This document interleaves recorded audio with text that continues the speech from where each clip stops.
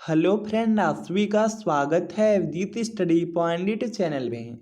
आज की इस वीडियो में बाल विकास एवं शिक्षा शास्त्र की क्लास करने वाले हैं, जो आपके एग्जाम के लिए बहुत ज़्यादा इंपॉर्टेंट होने वाला है। तो आज की क्लास का आपका सबसे पहला प्रश्न है, किसने सबसे पहले बुद्धि परीक्षण का निर्माण किया? तो इसका सही जवाब बताना है।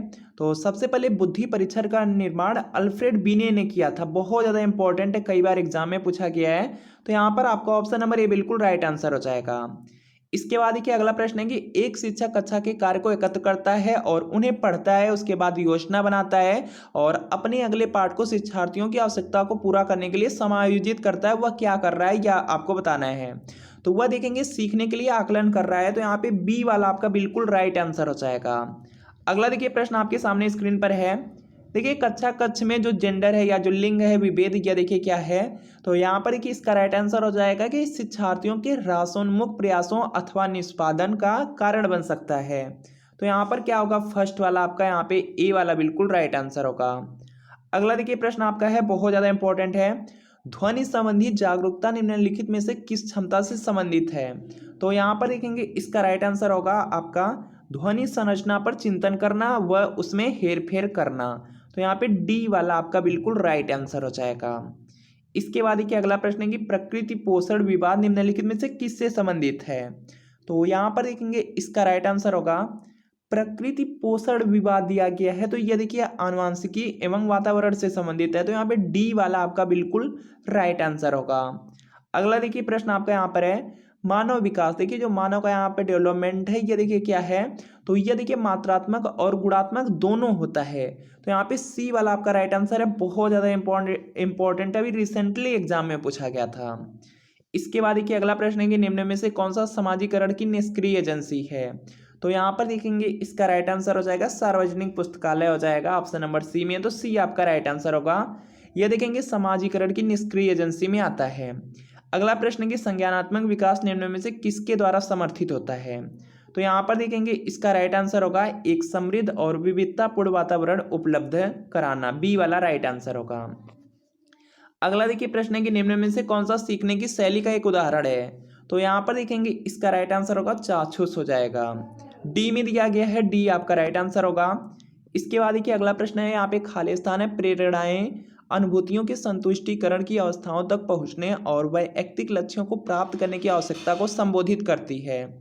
तो यहाँ पर देखेंगे इसका राइट आंसर होगा भावात्मक हो जाएगा। फर्स्ट में है, ए में है, तो ए आपका राइट आंसर होगा।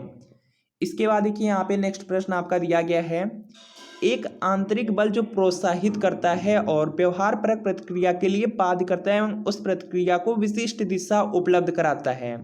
तो यहाँ पर देखेंगे इसका राइट आंसर होगा यह अभिप्रेरण होता है। डी में है, तो डी आपका राइट आंसर होगा। अगला देखिए प्रश्न है कि निम्नलिखित में से कौन सा कारक अधिगम को सकारात्मक प्रभाव से प्रभावित करता है?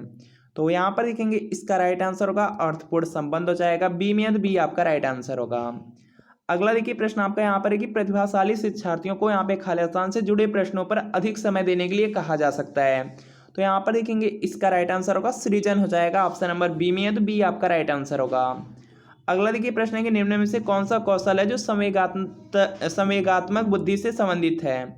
तो यहाँ पर देखेंगे इसका राइट आंसर होगा सहानुभूति देना। ऑप्शन नंबर सी में है, तो सी आपका राइट आंसर होगा। इसके बाद देखिए अगला प्रश्न है कि गणित से अधिगम निर्योग्यता का आकलन निम्न में से किस परीक्षण द्वारा सर्वाधिक उचित तरीके से किया जा सकता है? तो यहाँ पर देखेंगे इसका राइट आंसर होगा निदानात्मक परीक्षण हो जाएगा। ए में है, तो ये आपका राइट आंसर होगा। अगला देखिए प्रश्न है कि प्रवाह पूर्णता व्याख्या मौलिकता और जो लचीलापन है किसके साथ संबंधित तत्व हैं?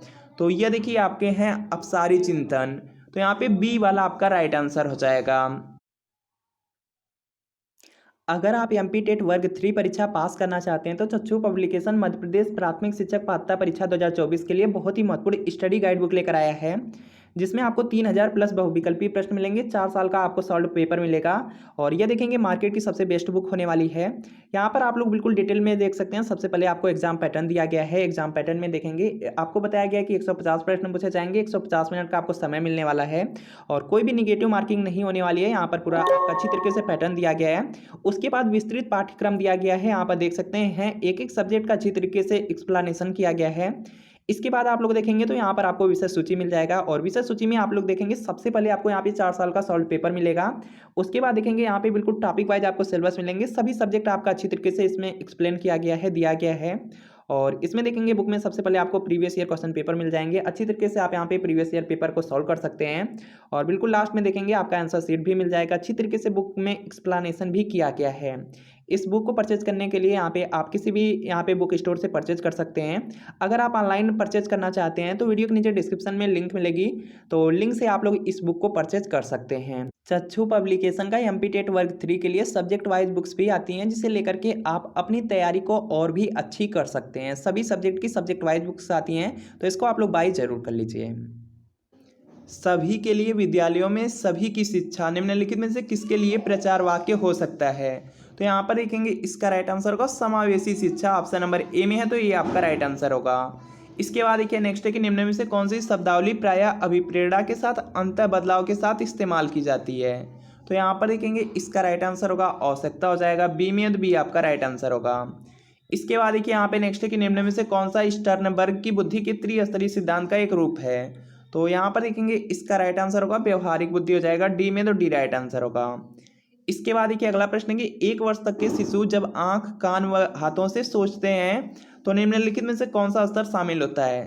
तो ये देखिए होता है इंद्रिय जनित गाम्यक स्तर होता है, बी में, तो बी आपका राइट आंसर होगा। तो फ्रेंड आपको बताना है कि इन 20 प्रश्नों में कितने प्रश्न आपके बिल्कुल सही है, या कमेंट आप जरूर कीजिएगा।